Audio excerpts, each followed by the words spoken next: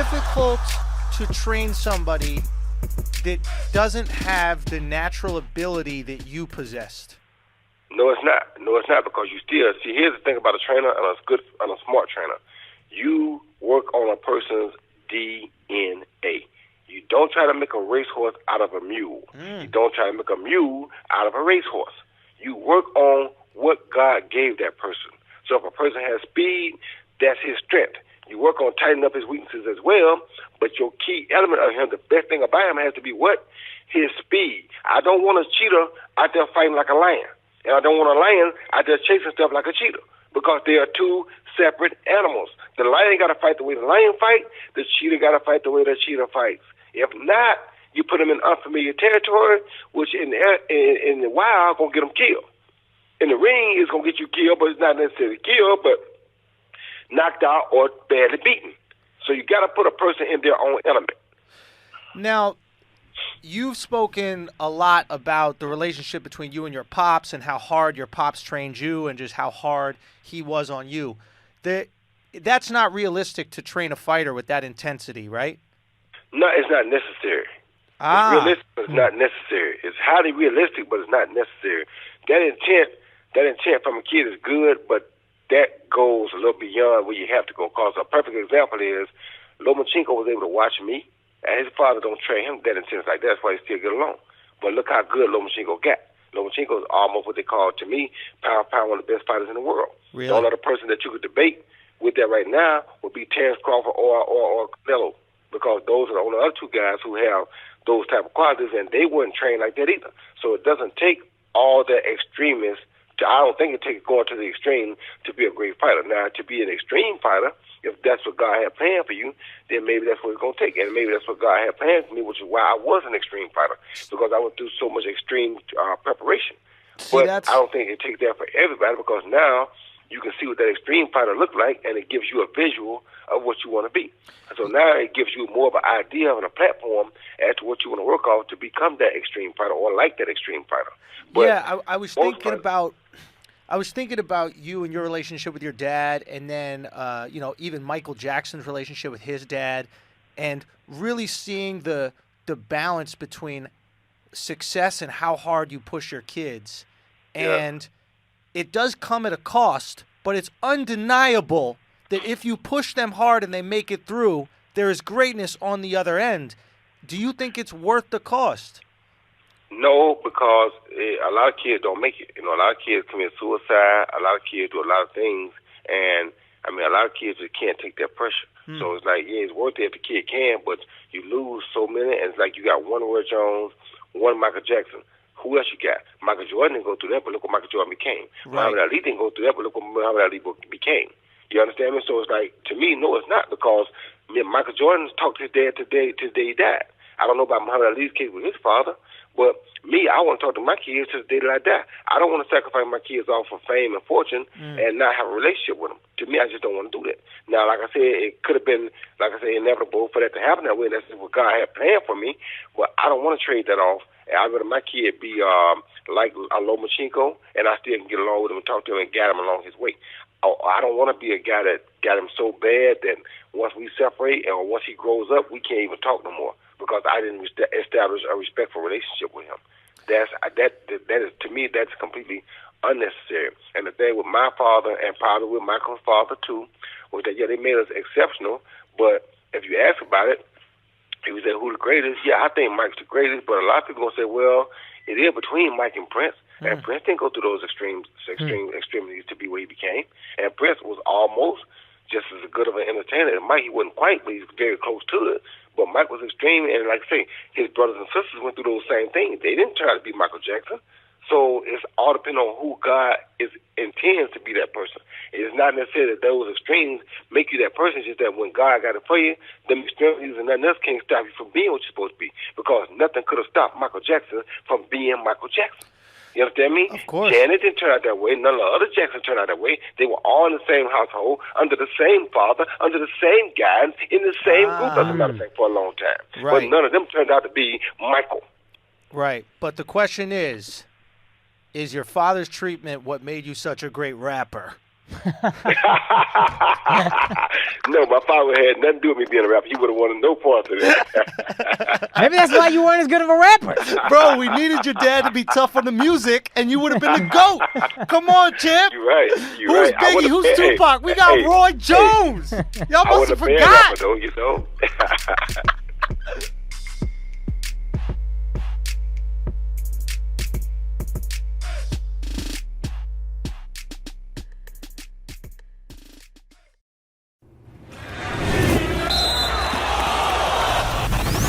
Let's talk about Blake Griffin and Steve Ballmer. So funny. For those of you guys who don't know, so Steve Ballmer is the owner of the Clippers. Yep. He gives Blake Griffin a supermax deal. Yep. Tells Blake Griffin that he's the face of the franchise. Never trade you. We love you. We want to build around you. We want to do everything. Blake plays on the team for a little bit. Did they play for a whole year? Yeah, I play for a whole year. I think. And or did they just play for the beginning of this year? Oh no, I forget. He got traded But last year? basically, Blake's being insubordinate. He's calling his own plays. He's doing whatever the fuck he wants, etc. He's not doing anything.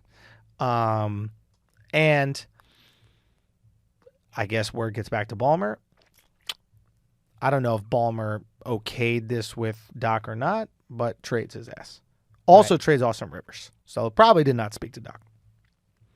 Oh, shit, yeah. Or okays the trade. I mean, his president is who makes the thing, but okays the trade. Trades Blake Griffin to Detroit, where he's having a phenomenal season. He really is. He learned how to shoot the ball. He never shot the ball well his whole career. And it's funny is I was doing a film with him for Whitney Cummings, the female brain. We have this scene together, and we were just talking while we were eating. And we were talking about, I think, Ben Simmons. And he was like, and I was like, yeah, but he can't shoot. And he was like, yeah, but you can learn how to shoot. And I look at him, and I'm just thinking the whole time, like, when you going to learn how to shoot, motherfucker? Like, let's go, step it up. No, of course not. I was like, yeah, that's a good point. Yeah, I never thought of it that way. Yeah, I had to be professional. We were working. I also did not have the Flagrant 2 podcast at the point. For sure. So,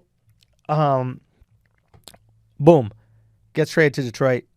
Shows out, playing ball. They have their first game back in L.A. playing against the Clippers. Yep. He's warming up pregame. Steve Ballmer walks over to shake his hand, extends his hand. Griffin runs right by him back into the locker room. Griffin claims that he does this exact same run every single time after his warm-up, which could be possibly true. Mm-hmm. I think there's clear indication that Griffin sees Ballmer, does not want to shake his hand, and then runs into the room. Just tries to stun him. I agree. Let's put things in perspective here. You didn't get fired from your job. You got traded to another team that's still going to pay you $200 million. This is true.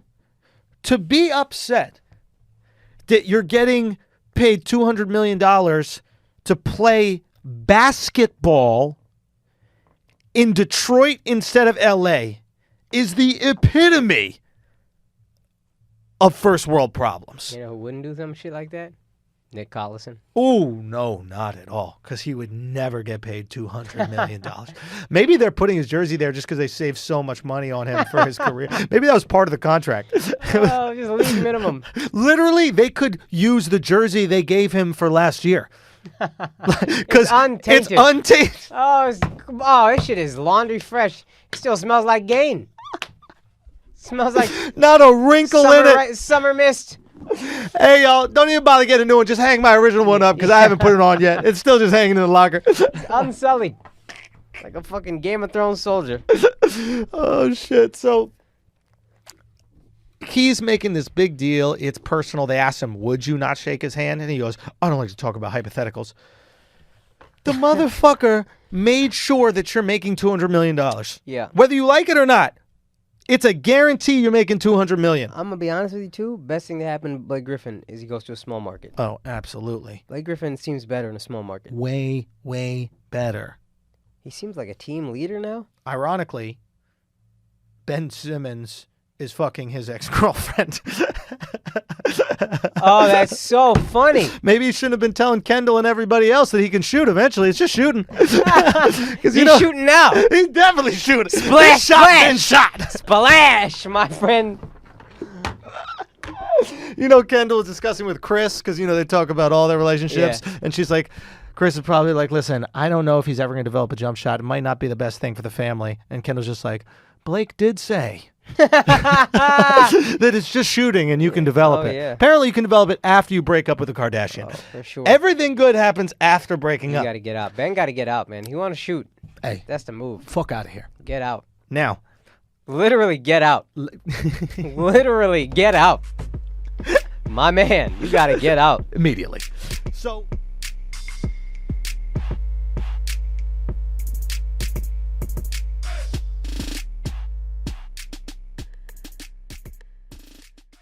It's so stupid, it's positively brilliant. I have a theory on pedophilia. Okay. I don't think anybody's attracted. Hold on, is this a refined? Right, for fine theory. Okay, fine right. theory. Yeah. Scalpel. Right, scalpel. All right, okay. I don't think anybody is physically attracted to kids. And Duval actually was one that presented this idea to me, and I've been ruminating on it. It's about a power dynamic. And he pointed it out with R. Kelly. He's like, R. Kelly had these like teenagers, but he also had like a 30-year-old woman. Now, if you're attracted to little kids, you're not going to be attracted to a 30-year-old woman, but you could be attracted to two things that they both have. And this also goes into like priests being pedophiles and shit. We'll get there in a second. A kid, and you probably know this as a parent, can look at you like you're God. They can love you and look up to you and admire you in a way that adults just do not do. You're not as important, right? I think that these pedophiles are attracted to that. The power that they have over these people. Power, this undying affection and love. You are God to them. And then we ask, well, why do they become priests? Being a priest doesn't make you the pedophile. Being a pedophile makes you want to be the priest, because what do priests have within their community? Undying love and affection and power. The entire community, adults and children, are coming up to you. Please, can you give this message to God? How can you help me? You are essentially this godlike figure. I agree with that. I agree it's power dynamic, but I also agree that something psychologically is off. You know what I mean? Absolutely. But I don't give a shit. Yeah. You know kill what I'm him. saying? Bury him under the ground. Fuck them all. You know what I mean? Bury him under the ground. I'm just saying, if we're trying to understand why they have the attraction to kids, it's not that they're looking at this boy body or little girl body and be like, ooh, I'm turned on by that. It has nothing to do with it. It's they're looking at this person that views them as God. Yeah. And they get turned on by that. Definitely see that. And those people are fucking dangerous. And it's control. Yes. You know what I'm saying? I can see that. Like when you take a girl that don't have nothing, buy her McDonald's every day, a pair of fucking sneakers, you know what I'm saying? She looking at you like, you know what I mean? Yeah, I can see that. I listen, I don't give a shit though. You know what I'm saying? I saw R. Kelly on Gayle King screaming for motherfucking help. I don't want to hear that shit no more. Yeah. We 20, 25, 30 years too late for that shit, buddy. Fuck your tears. All right? It's time for you to pay the piper, Piper. All right? It's time to go pay the motherfucking piper. Now, this is what I think is going to happen, and this is why I think it's very dangerous that Gayle King interviewed him. Okay. Right? I don't see any reason to interview R. Kelly other than entertainment purposes at this point. Okay. Unless he's coming to confess. Unless he's coming to say, I'm fucked up. You know what I'm saying? When he said to Gayle King, I need help, and Gayle said, what kind of help you need? Instead of saying he needs somebody to help him because he got too much of a big heart, he should have said, man, I got a fucking problem. I'm a pedophile. I cannot control this shit. I don't know what the fuck is wrong with me. I really don't. Bruh, if he'd have said that shit, if he'd have laid his self on the mercy of the court of public opinion, laid himself on the cross, people would be looking at this situation a little different because they're already looking at it a little different.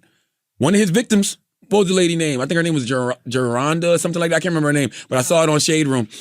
She said she feels sorry for him. She said he shouldn't go to prison. He needs some motherfucking help. I'm starting to hear those little whimpers of people having sympathy for him, right? He fuck around and go to trial, do a couple more interviews like this, where he's looking out of his mind, looking disheveled, looking crazy. Vulnerable. Yeah. Motherfuckers start humanizing this piece of shit. And then they be like, you know what, he don't need to go to prison. And now you're saying Gayle is enabling that in a way. I don't think she's doing Not it on knowingly, purpose. Yeah, but it's happening. I don't think she's doing it on purpose. Because there's no reason to interview him unless He's coming to confess his sins and say, look, I got molested when I was a child, hurt people. Right. You know, just anything like that. Right. Other than that, I don't see the reason to do it unless you just bringing them in for the ambush, which you know I'm all about that life. Unless you just bringing them in to say, you peed on that little girl. And you fucking take a water bottle and squirt it on. Stupid shit. Like, unless you really in there just to really ham this shit the fuck up, there's no reason to do it. And by the way, it was entertaining as fuck. Yeah. From a media standpoint, Great content. Bro, Oprah and Gayle was Ghostface and Raekwon this week, bro. They was Jada and Styles this week. Kendrick and fucking Cole. They barring up all media this week. Think about that shit. They've controlled this shit. There's not one. Every story is dominated with either that Leaving Neverland or that motherfucking R. Kelly shit. They got this shit till Thursday because Gayle dropping a part 2 tomorrow. Right. With the girls that he's with now. Right. And then on Friday, Oprah and Gayle probably going to drop another edition of O&G, which is like their podcast that they got. Okay. The OG podcast. Yeah. And they're probably going to be talking about the whole thing, recapping the whole week. They win. They win. Unbelievable. They win. They know what they're doing. Of course. Masks, to wear or not to wear? That is the question.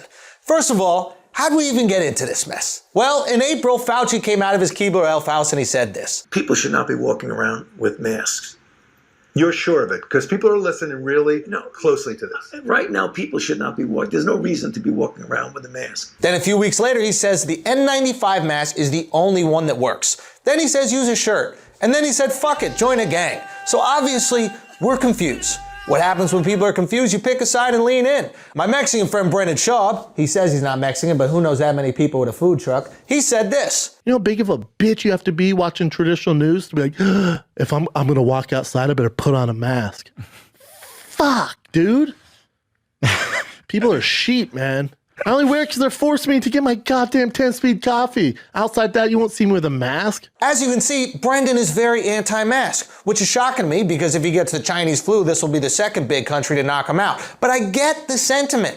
I don't want the government infringing on my freedom and people blindly going along with it. And even if you do get the virus, you have a 99% chance of living. And I'll take that risk. Nothing in life is 100%, not even death. Jesus came back, Jon Snow came back, even Brendan Schaub came back. Now on the other side, my buddy Neil Brennan, who looks like an injured bird, is adamant about wearing a mask. And I get that too. Let's be honest. If Neil gets it, he's gonna die. Look at him. He's got the immune system of the Dallas Buyers Club. But he's also right. Wearing the proper face protection has got to help. And then my buddy Tim Dillon says this. Watch George H.W. Bush's funeral and watch the demons. They have soft skin, the skin that comes from eating the pineal gland of children. Also an interesting point. Now, we all just want to know, do the masks work? And if you think about it, the question doesn't even make sense. It's like saying, do condoms work? Sure they work. If you wear a new condom and put it on right and don't touch it, it's going to work. And if you wear a new N95 mask and put it on right and don't touch it, it will work too. Here's the problem. Most of us don't do that. Most people don't even have an N95 mask. They have an old surgical mask or a bandana they haven't washed. And that's basically like reusing a condom 4 days in a row, which I do because I care about the environment. Now you're probably thinking wearing something is better than nothing. And you're right. And wearing a church sock over your dick, or as priests call it, a condom, is probably better than nothing too. But chances are you're catching that Holy Ghost. Look, the studies show that masks in the best circumstances decrease infection by 75%. And that's great. But we're not in the best circumstances. We're not hamsters in a cage. We're wearing dirty masks. We're touching our face more than Joe Biden touches kids. We're dumb humans who remove our life-saving devices so we don't have to type our passcode in front of our girlfriends. As of now, it's hard to know if an unwashed bandana is doing anything at all. It could be doing more harm. The reality is the science we're citing isn't supporting our behavior, so stop walking around like you're fucking Marie Curie. Additionally, distrusting the government is valid. They've been flip-flopping a lot. They flip-flopped about masks. They flip-flopped about when the country would reopen. They flip-flopped about banning all Muslims, yet my Uber still smells like falafel. Government overreach is not some incel conspiracy theory. This is the same government that has done crazy shit in the past, like implementing stop and frisk, tapping our phone calls, putting Japanese people in internment camps, and letting women vote. Benjamin Franklin even said, slaves save you money. And he also said, it is the first responsibility of every citizen to question authority, which I agree with. But do we really think the government is forcing us to wear masks so that they can flex their authority? No. It's just a bunch of bitch-ass politicians trying to get reelected by keeping you alive. Here's the truth. This really isn't about masks. It's about our own virtues. No matter what side you're on, we're all virtue signaling. If you're wearing a mask and shaming people that don't, you're just virtue signaling how much you care about other people. And if you're at a protest without a mask, you're just virtue signaling how much you reject government overreach. And guess what? They're both important virtues. We're all just trying to get acceptance from our immediate community. And in my case, that's skateboarding lesbians. And we can throw stones and shame motherfuckers for having different moral hierarchies, or we could take a step back and recognize that both sides of the aisle are offering important values which need to be considered. And that's what makes America dope. We have protected freedom of speech that allows both sides to propose arguments, and this constant pushing and pulling is what carefully moves our society forward. You don't get progress by negotiating with yourself. You get progress by negotiating with your rivals. So here's the deal. If you cross the street when you see me not wearing a mask, one, I know how black people feel, and two, you're fucking annoying. And if you're out at a protest calling everyone that wears a mask a pussy, one, you need a friend, and two, you're also fucking annoying. So how about we do this? Let's be open-minded and skeptical, progressive and conservative. And if you're watching this, you're probably not old, so who cares? Go call your grandma. Tell her you're gonna miss her. All right, guys. Peace.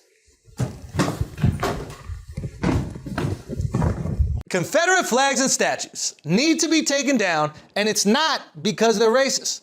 This week, in things that should have happened in 1865, NASCAR officially banned the Confederate flag from all races, specifically the white one.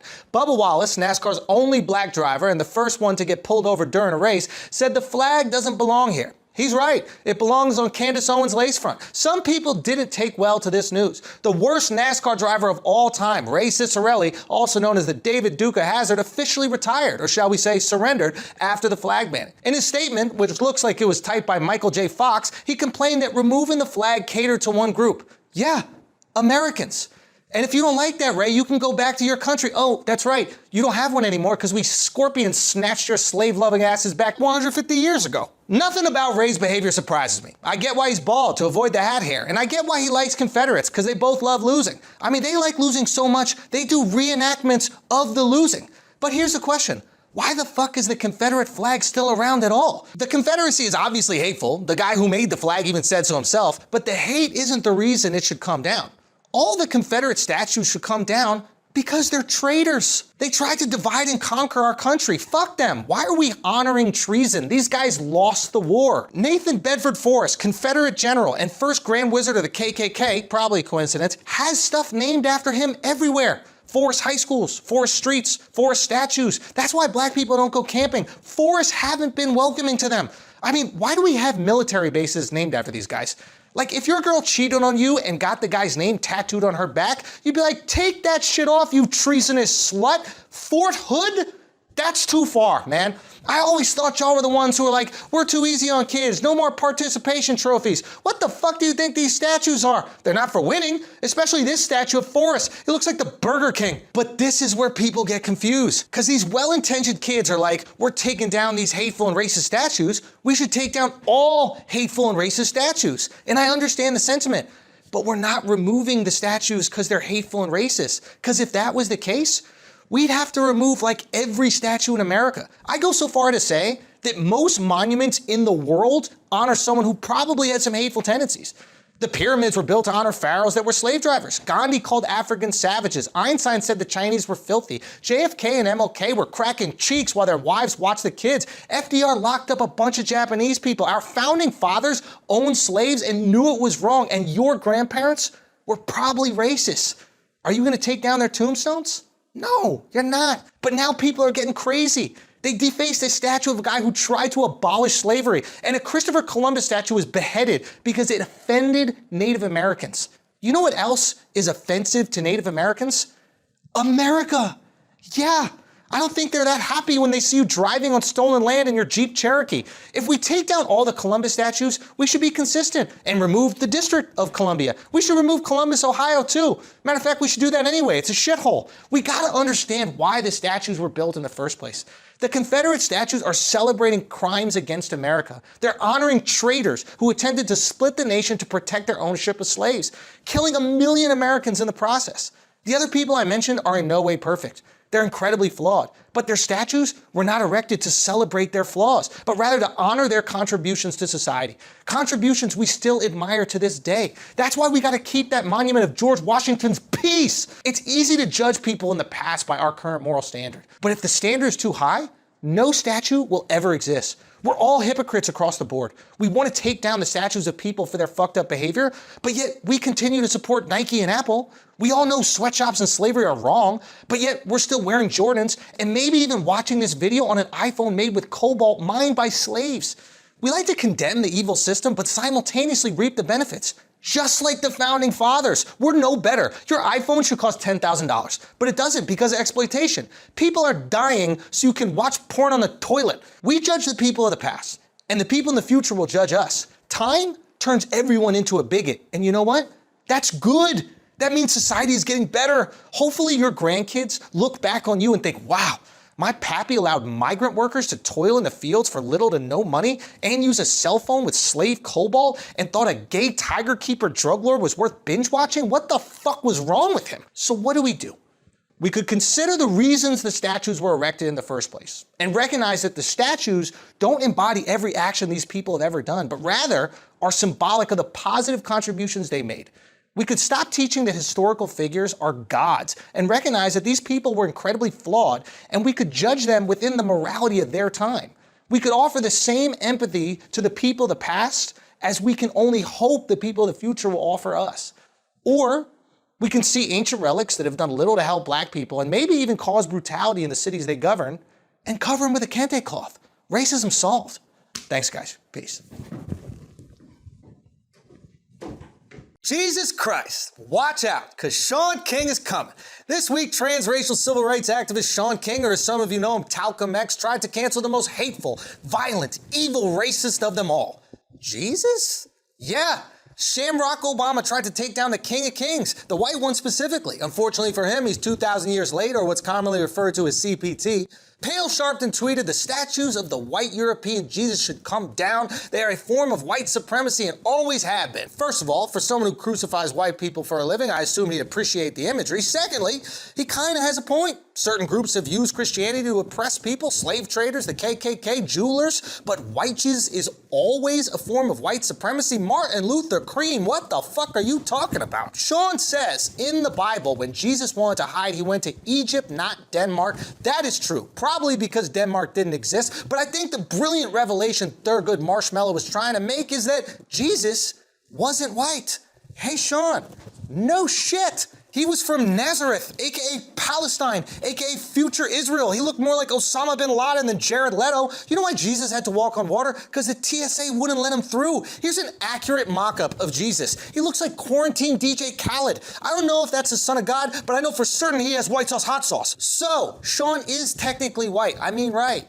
Europeans did transform the image of Jesus to make him look like he owns a gay cupcake shop. Obviously, he wasn't some bearded, long-haired white guy. Whoa, Chris, you spooked me there, is what those girls said. But did they make Jesus white to oppress minorities? No, they did it to convert white people. Turns out, you can get way more followers if the people you represent think you're one of them. You know what I mean, Shaun? Now, I know what some of you are thinking. If that's the case, other cultures would have done it too. And you know what? They did.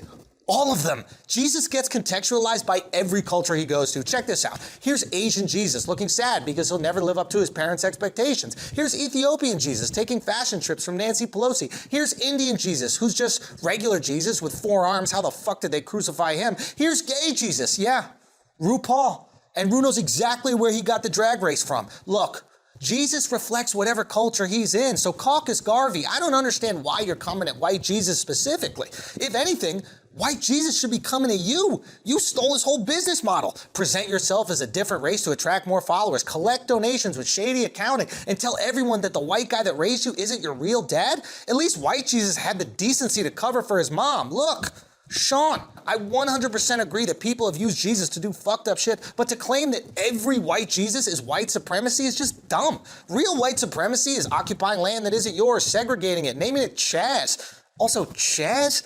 That doesn't sound like a socialist utopia. It sounds like a lacrosse player you wouldn't leave around your sister. The first depictions of white Jesus are almost 1,800 years old. No, I said almost 1,800 years old. Go away, Chris. Long before modern race relations even existed. It was so long ago, white people were still enslaving white people. Imagine how shitty that soul food was. I agree.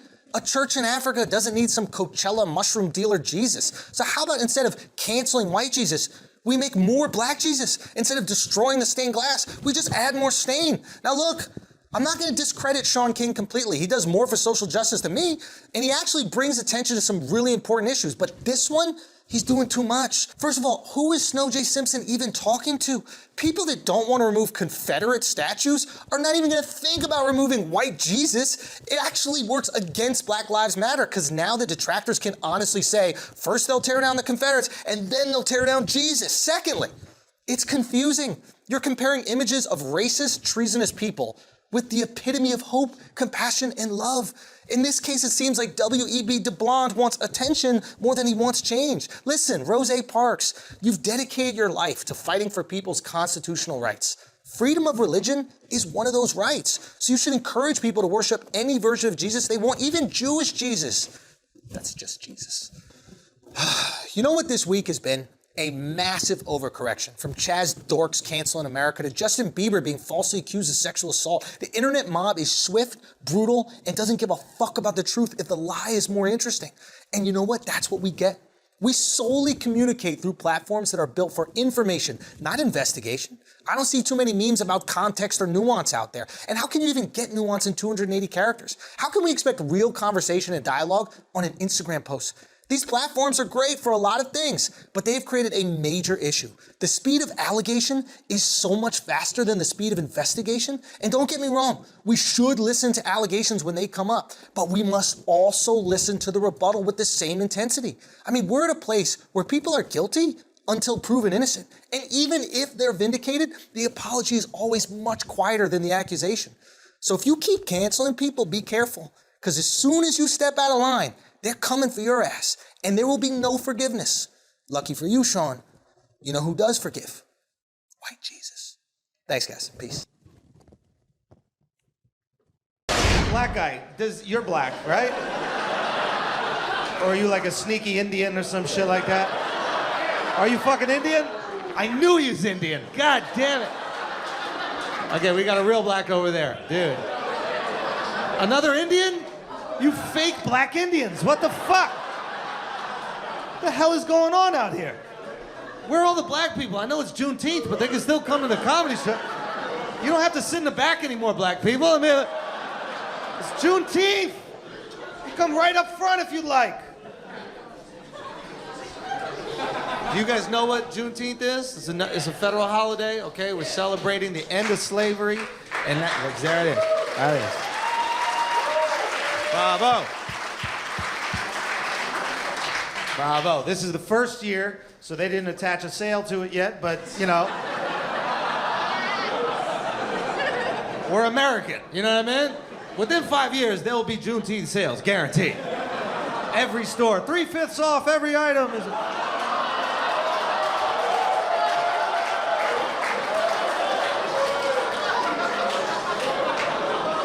Except the cotton swabs. You pay an extra for the cotton swab.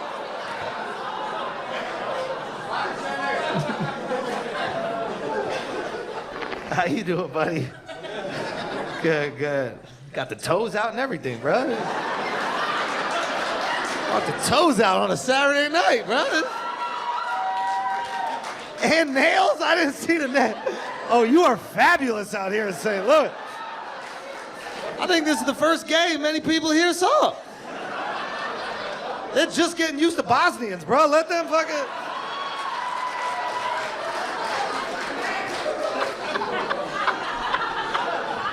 We got some Bosnians in here. Hey, thank you for socializing with other people for once. Y'all stick together, huh? And nobody knows anything about y'all. They just know you're here.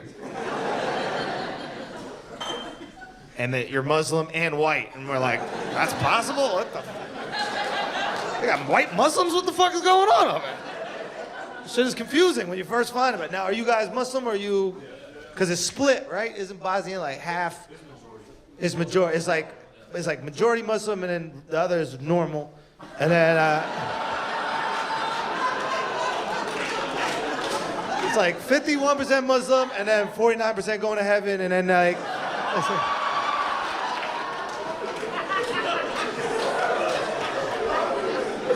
I'm just kidding. Don't jump me after the show, you crazy motherfucker. These motherfuckers been trying to kill Liam Neeson for a decade, bro. Just leave Liam Neeson alone. Bosnians, scary ass white people, leave him alone. Leave his family alone. Why you gotta steal his fucking family? What is it? Stravo, by the way, guys. Stravo. That's hello, right? Oh, what is it? It's mostly ciao? That's Italian, homie. You see this motherfucker just try to steal Italian, bro? What's thank you? Gracias, motherfucker? Like, they just making up their language, thinking we not gonna catch on that shit, bro.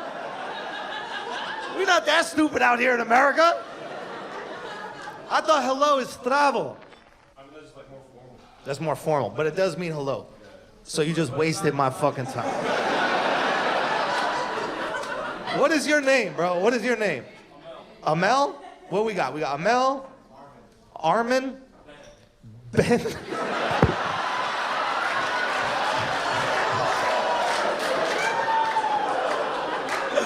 motherfucker moved to America. He's like, I am none of that Bosnian shit no more. Give me the whitest name. Let me fit in with these people.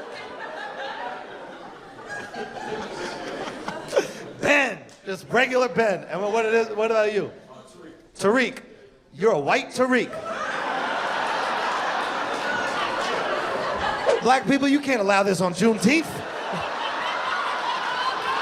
It's Juneteenth. You gonna let this white boy take a black name, Tariq, bro? What's your name, black guy sitting next to him? If you say something super white, Casper. Y'all traded names at the door. What's your name, black guy? Say what? Kevin. No! It's unbelievable, bro.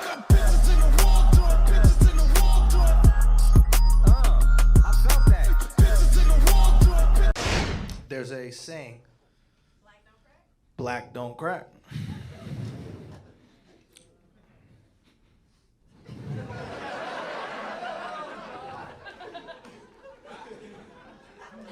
Might be true.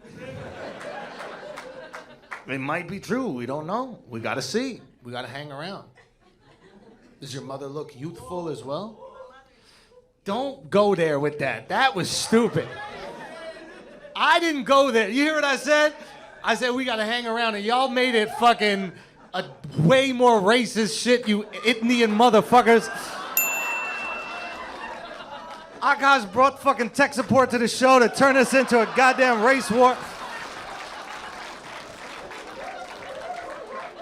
You see how excited they were for some racism, bro? The second a word was even close. That's probably one of your names.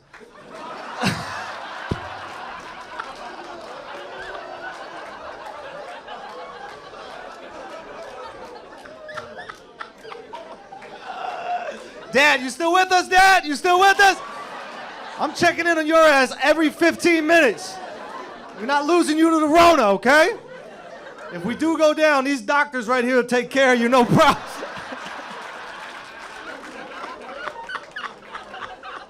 Bust out a ventilator. That fucking Corona. That Corona's not playing games, bro. You guys scared of Corona? You up here? Y'all look like the chain smokers. Fucking these guys, right? I wish you could stand up so people could see you. Stand up so everybody can see this.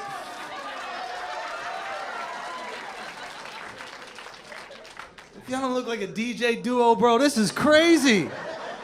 Are you brothers or something? What's going? You are brothers. Okay, I got it. Like twins? No. You're Irish twins. A year apart? Okay. All right. Hey, I didn't ask.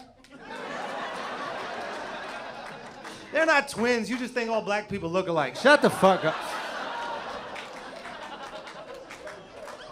You can't take any fucking chances these days, bro. Can't take no chances. Same womb, you said? Same womb? Same dad?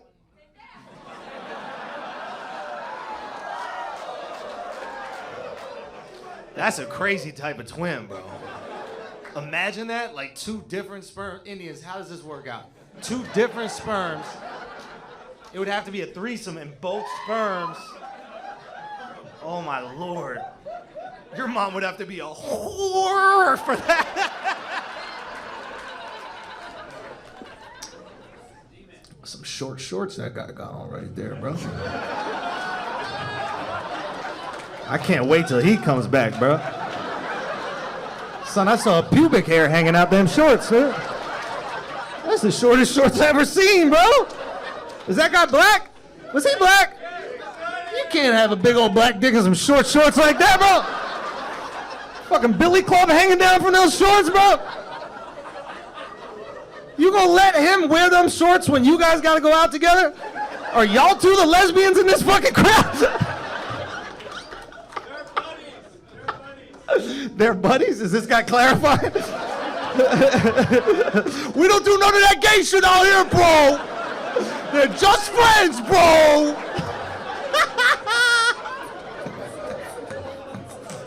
You even know that guy?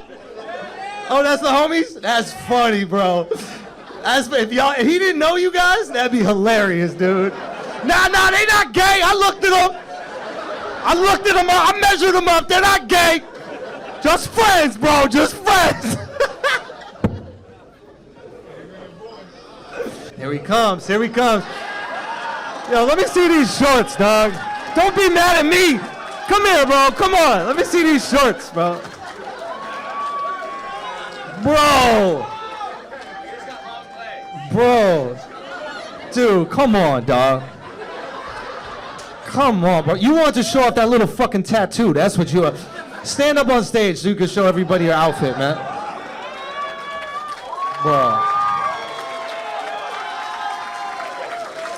Bro, get away from me before I catch gay, bro. I can't. I'm not worried about corona. What's your name, bro? Dom. Nice to meet you, man. Thank you, man. You got to get off stage because they're going to get in trouble. But, hey, listen, there's some white chicks right now. You got to guilt them into giving you some pussy, bro. You got to be like, what have you done for Black Lives Matter?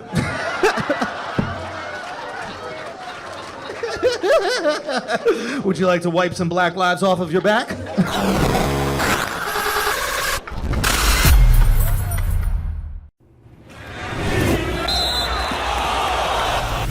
I was never against dirty play. Like if you want to start off playing dirty, you just set the rules. So I'm sorry, game's on. Right. But if you start hitting me in the balls, man, now I'm out of breath. Yeah, I can't hear because somebody hit you in the balls. You're not following directions. No. I got 5 seconds to listen to a play and do my job. Does that happen a lot? Dick touching? I don't know if a lot of dick touching happens. That grabbing the booty hole thing, we've seen a lot of those. I've seen some guys get sporked, yeah. What's it called? Sporked? Bro, sporked? You ever been sporked? The spoon and the fork? You ever got that? Spork. If y'all don't know what a spork is, that's what they used to give us in public school. Spork, bro. One utensil for everything. It was a Swiss Army knife of I see plastic. some guys get sporked in the pile, so bro. you call grabbing your butthole a spork? Yeah, because it's like half spoon, half fork. Did you ever? Getting sporked, bro. That's hilarious. Did you spork anybody? Be honest. Did I ever spork somebody? I say yes. Sean Phillips, call us right now. Just call us right now, Sean. on, Phillips. You got that I'm not out there sporking, folks. Do you ever see somebody get sporking and then be like, Nah. If you out there sporking, you out there with a different agenda. It's usually trying to win the game. You out there trying to get digits. You sporking. You should be out there sporking, man. Fuck, what was that gay linebacker's name again? Or linebacker? Michael Sam. Michael Sam. Which is, I feel bad. He's a little bit of a fraud because he's not the first gay football player. Really? Yeah, Who's the first gay? I mean, numbers-wise. Who's the first gay? There's been a lot of low-key dudes. A lot of old-timers who I used to I know one. Who? Specifically. I'm not going to out Right, I'm not going to out him, right. But I think I credit him for being the first to say, hey, this is who I am, and everything he went through. But there's been dudes, I mean, I used to hang out with the old-timers in Pittsburgh. They used to tell me stories about guys that had different, Is it as homophobic as people perceive it to be? Not at all, man, and I hate that. Listen, the locker room split up between God Squad guys who are just young and kind of in the culture or whatever. Then you have a bunch of guys who are just blue-collar guys just go to work. Yeah. And then you have some guys may have some, maybe uncomfortable with it. But there's nobody that's going to flagrantly be like, hey, gay guy, we don't want you here. That just doesn't exist. I mean, guys just want to go to work. So I think the whole stereotype of, a gay man in the locker room, I think guys are past that. Because they think you guys are just like big cavemen. Yeah, and I think guys will be a lot more supportive than you think. Yeah. Right. Oh, the gay shit. Yeah. But there is a dynamic, which is you're nude, right? That makes things different. For me, we had this conversation in the locker room. I forgot who I was talking to when it came out. I was like, if I was Michael Sam, I'm just getting it off the table right away. I'm walking into the shower with a cowboy hat full of glitter, high heels, and a bra, and be like, all right, is it over? Are we done? And then it's and then all everybody start laughing. Yeah, To my point, everybody would just start See? laughing. Everybody be like, all right, he's cool. He's one of us. Just walk in the shower and you kind of like cover up and you're real timid. That's when guys feel uncomfortable. Because if you're not comfortable with yourself, how's somebody else gonna be comfortable around you? So for me, I would come out full RuPaul. It's just like, I would come out with like running mascara, a blonde wig, a cigarette, pair of Converse, and be like, all right, who's next? Just beating your dick. I got beats in 2 hours. I would just knock it all the stereotypes right off the floor, off the table, and just get it over with, man. Right, and you think everybody in the locker room would be cool? I think guys would be respectful. I think some people may be uneasy, but I don't think they're gonna be flagrant about it. My feeling is like, if it had nothing to do with, if there was no nudity involved at all, I don't think it'd be that big a deal. But the second you could see someone else's dick and you look at somebody looking, you know how many guys been watching dicks since they were in high school? Like, it's not a big. It's different when someone wants to suck your dick. Yeah, but I don't want to suck your dick. Yeah, nobody's walking around like you're around like the top athletic. You're humans assuming in the world. You're assuming a lot about a gay dude. My time with I know for a fact I played with 2 gay dudes. Fact. Yeah. Why? How do you know for a fact? fact? Well, listen. We were the club scene, people that know people. You just know, you hear things, you see things. And, really? Yeah. And did they ever? Nah. They went about their business, handled it like professionals, and kept it moving.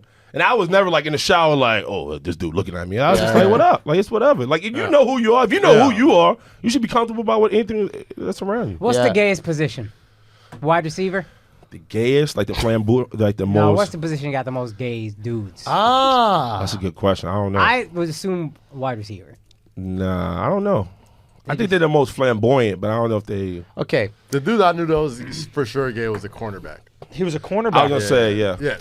I think we might be talking about the same dude, to be honest. Really? Yeah. Who It was was out it? there, bro. Like, it wasn't the hard. Like, it wasn't really that Who hard. was it? Jason Sehorn? No, I'm not. Jason Sehorn. I used to fuck with Jason Sehorn. Really? Yeah. You gave him that Jason Sehorn sport? had hoes, no? Nah, no sporking Jason. Nah, he was fucking girls, right? Wasn't he fucking the He whatever? married some He was on The actress. Bachelor, no? Nah, he fucked a girl from married some Law and actress. Order Yeah. or something like that. What do you mean that you used to really like Sehorn? I was a Giants fan growing up. Ah, that's right. So playing for the Jets was. Do you give a fuck? By choice, because Rex called me when I left the Steelers, and I was like, all right, let's do it. Let's I was make ready it to come home. Yeah.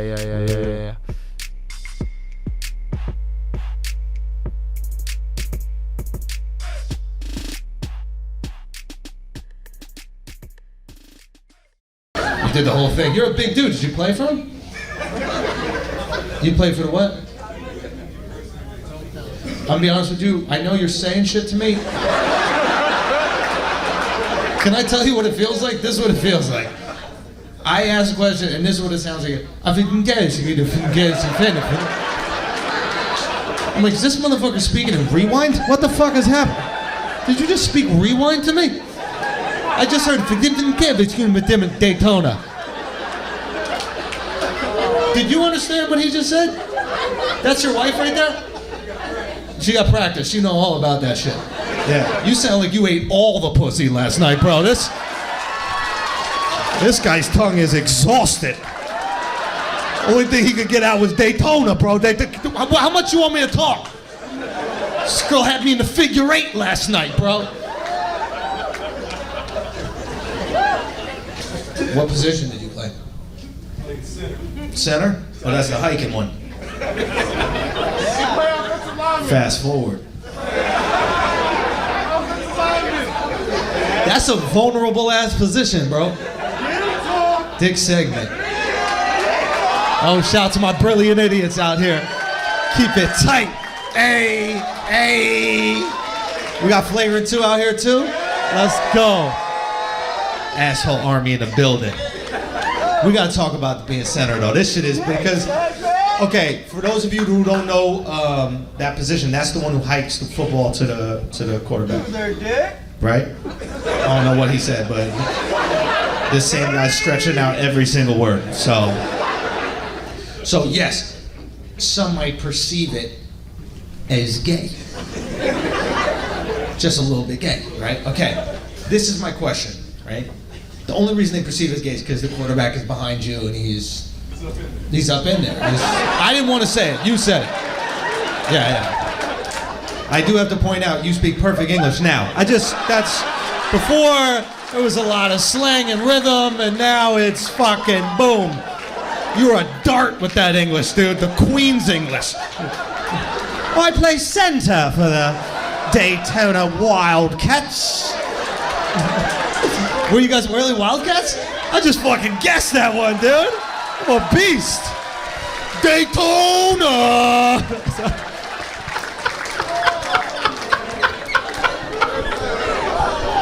I killed that shit, bro. I just guessed that out the blue. I'm a fucking genius. Okay. All right, so here's the thing. Quarterback behind you. Now, everything's fine here because he's not, not putting anything up against you, whatever like that. This is the thing. You know when he places his hands, because you're bent over like this, right? So he places his hands above, like, basically your asshole. He's like, he's on your gooch. Okay, good. He's on your gooch. You're comfortable with it. I'm comfortable with it. We're moving on. All right. Okay, so he's on your gooch, right? But you do what you gotta do. So, because you like playing that offensive line, you like protecting your quarterback. Here's my one question, and I have this for all centers, right? Why not just play this guy? Yeah, he's the smart guy, right? This guy's getting fingered the whole fucking night. This guy over here is just protecting the quarterback. When you go to the gyno, right? Do you go to the gyno? You don't do that? You should do that, because... Does she speak English? What's going on here? You don't go to the gyno? You gotta get the papa smear. You could have fucking HPV all over the place. You're in a skirt. It's gonna be all over the seat. You could be giving everybody in Duval... Hold on, the gynecologist. That's your girlfriend, right? Where'd you buy her? What? Does she speak English? She speaks English. Yeah, yes. You've never gone to the gynecologist? What are you, 11? Gynecologist, right? Okay, you go to one, right? Okay, good. All right, good. When everybody's good, she's fine. All right, we're gonna get to the bottom of this right here. You go to the gyno. Okay. Before you go, do you trim up a little bit? You do, because someone's looking at your fucking snatchine and you want that shit to be right. That's my question for you. Like, do you... Like, before game day, are you like, let me get this shit nice and tucked? Just for your quarterback. He's looking at it all day. Like, he doesn't want to feel the fluff by your fucking gooch.